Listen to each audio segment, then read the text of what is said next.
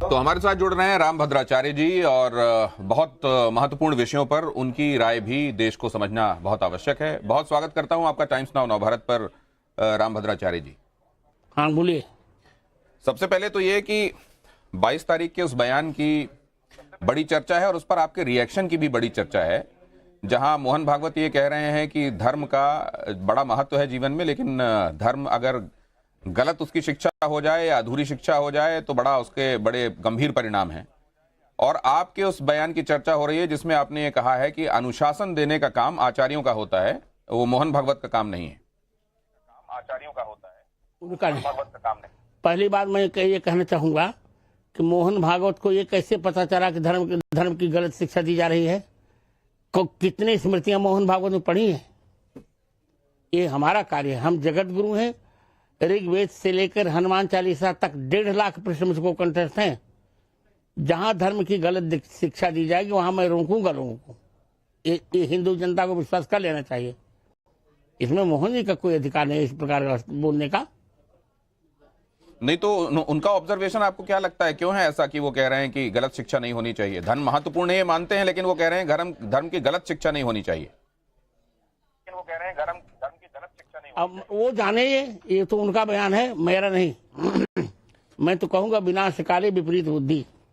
इतने बड़े हिंदू संगठन के वो मुखिया हैं और अगर वो ये ऑब्जर्व कर रहे हैं तो क्या ऐसा है कि कुछ जगहों पर धर्म के संदर्भ में गलत शिक्षा दी जा रही हो जिसको उल्लेखित करना चाहते हैं वो? आप मुझे बोलने दीजिए।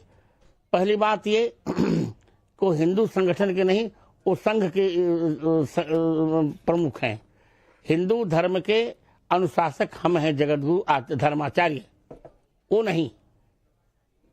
तो कैसे कह सकते हैं धर्म की गलत शिक्षा दी जा रही है? उनसे धर्म की व्याख्या ही कोई पूछे तो उसका उत्तर नहीं दे सकते। आपके हिसाब से वो ऐसा क्यों कह रहे होंगे? खुलकर ऐसा क्यों कह रहे होंगे? ऐसा वो क्यों कह रहे हैं कि धर्म की गलत शिक्षा दी जा रही है जी? ऐसा वो क्यों कह रहे हैं, पहले बताओ। वही तो मैं आपसे जानना चाह रहा हूँ, क्योंकि आपने गलत कहा ना, हमने थोड़े गलत कहा। वही तो मैं आपसे जानना चाह रहा हूँ। आपके हिसाब से धर्म के संदर्भ में जहां भी जो भी शिक्षा दे रहा है सब सही शिक्षा दे रहा है, समाज सही दिशा में जा रहा है? समाज सही दिशा में जा रहा है? बिल्कुल समाज सही दिशा में जा रहा है। और अतीत को ग्रहण करना हमारा अधिकार है। जहां जहां भी मंदिरों की प्रामाणिकता होगी उसे हमें लेना चाहिए। लेकिन इस बारे में भी उनका बहुत स्पष्ट मत है कि मंदिर मस्जिद का मुद्दा हर दिन नहीं उठाया जाना चाहिए और हर मस्जिद में शिवलिंग खोजने की कोशिश नहीं होनी चाहिए। कोशिश ही नहीं हो रही। कहाँ कोशिश हो रही? वो प्रामाणिक मिल रहे हैं। कहाँ कोशिश कौन कर रहा है? हमने कब कोशिश की? हमने कब उनकी मस्जिद तोड़ी? तुम बताओ। 30,000 हमारे मंदिर तोड़े गए, एक दो नहीं। तो ये कहा जाना कि मंदिर मस्जिद का मुद्दा हर दिन ना उठाया जाए और हर जगह शिवलिंग खोजने की कोशिश ना हो, ये बयान भी आप समझते हैं कि तथ्य के परे है? बिल्कुल अनुत्तरदायी बयान है, गैर जिम्मेदाराना बयान है ये। हिंदुओं को अधिकार है, वो हमारे अनुशासक नहीं हो सकते और न हम उनके अनुशासन में रहेंगे, क्योंकि हम जगत गुरु हैं, धर्माचार्य हैं। हिंदू धर्म हमारा है, हिंदू धर्म शास्त्र हमारे, हमने पढ़ा है उसको। तो अनुशासन अगर आप कह रहे हैं कि हिंदुओं के ऊपर आपका है क्योंकि आप उनके आचार्य हैं, तो हर किसी पर किसी ना किसी का अनुशासन होता है। आप स्वयं के ऊपर किसका अनुशासन मानते हैं? उन्होंने ये भी कहा है कि राम मंदिर के निर्माण के पश्चात बहुत सारे लोगों को ये लगने लगा है कि इस तरह के मुद्दों को उठाकर वो हिंदुओं के नेता बन जाएंगे। ये भी ठीक नहीं है। ये भी मोहन भागवत का ऑब्जर्वेशन गलत है। ये मैं उनसे पूछूं, हम हिंदू कौन नेता बनना चाहता है? और हमने या हमारे और किसी परिकर ने या अनुगामी ने या किसी मित्र ने क्या लिया है? उनको तो जेट सुरक्षा भी मिली, हमको क्या मिला है? हमने क्या सरकार से लिया है? रहे आनंद में जैसे हम लोग रह रहे। ऐसे वाक्य उनको नहीं बोलने चाहिए। मेरे मित्र रहे हैं वो। ऐसे एक गैर जिम्मेदाराना बयान है ये। जहां जहां हमारा अतीत है वहां वहां हमको हमारा अधिकार चाहिए। जैसे बाल गंगाधर ने कहा था कि आजादी हमारा जन्म सिद्ध अधिकार है, उसे हम कह रहे हैं कि ढहे हुए मंदिर हमारा जन्म सिद्ध अधिकार है, कर्म सिद्ध अधिकार है और धर्म सिद्ध अधिकार भी है। तो स्वामी जी ये भी बताइए कि अब इस बारे में सुप्रीम कोर्ट ने 1991 वर्शिप एक्ट के मामले में सर्वे कराने के मामले में सरकार से उसका जो वर्जन है वो मांगा है। उस बारे में एफिडेविट सरकार देने वाली है, केंद्र सरकार देने वाली है सुप्रीम कोर्ट में। उसके बाद जितनी भी याचिकाएं लगी हुई हैं सुप्रीम कोर्ट में, सुप्रीम कोर्ट अपना जो उसके बारे में व्यवस्था है वो देगा। लेकिन आप यहां पर कह रहे हैं, जो आप अपने मित्र बता रहे हैं मोहन भागवत को, और मोदी जी भी आपके मित्र हैं, आपने ही कई बार इस बात को उद्धृत किया है, तो क्या आप ये कहेंगे कि सरकार अपनी तरफ से जो एफिडेविट दे वो ये कहे कि 91 का जो एक्ट है वो ठीक नहीं है, और जहां पर भी मंदिर रहे हैं पहले, अब उन सभी जगहों पर मंदिर पुनर्बहाली होनी चाहिए उनकी? मैं धर्माचार्य हूँ, मैं सरकार से कुछ नहीं कहूंगा। जो कुछ होगा न्यायपालिका के निर्णय में मानूंगा, और अनुकूल नहीं होगा तो मैं याचिका दायर कर कहूंगा कि उच्चतम न्यायालय फिर विचार कर ले। तो अगर वो ठीक होगा तो ठीक है, नहीं तो पुनर्विचार के लिए आप कहेंगे। अब जरा ये भी बताइए, बहुत सारे लोग ये भी पूछते हैं, बटेंगे कटेंगे, बटेंगे तो कटेंगे, उत्तर प्रदेश के मुख्यमंत्री ने ये जो बात कही, इसकी वजह से हरियाणा और महाराष्ट्र में जो नतीजे हैं भारतीय जनता पार्टी के हिसाब के आए। क्या आपको भी ये लगता है? बहुत प्रासंगिक है। थैंक यू, नमो राघव भाई। एक बात और समझना चाहता हूं मैं आपसे, थोड़ी देर और बात कर लें, बड़ी प्रतीक्षा रहती है आपसे बातचीत की हमको, कि आप जब ये कह रहे हैं कि बटेंगे तो कटेंगे बहुत प्रासंगिक है, तब ऐसे में आप कई बार ब्राह्मणों में भी ये बता देते हैं कि ये ब्राह्मण श्रेष्ठ हैं और ये वाले ब्राह्मण जो हैं वो श्रेष्ठ नहीं हैं। अगर समाज में एकता चाहिए तो क्या इस तरह की सोच को अब किनारे रखना पड़ेगा? ऐसा मैंने कभी नहीं कहा कि ब्राह्मण ये श्रेष्ठ।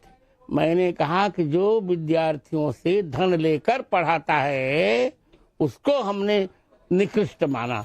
हम विद्यार्थियों को पढ़ाते पर एक पैसा ले, धन लेकर नहीं पढ़ाते, ये हमने कहा। हमारे यहाँ धन की व्यवस्था नहीं, जो धन लेके विद्यार्थियों को पढ़ाता है वो चाहे कितना भी हो वो अच्छा नहीं।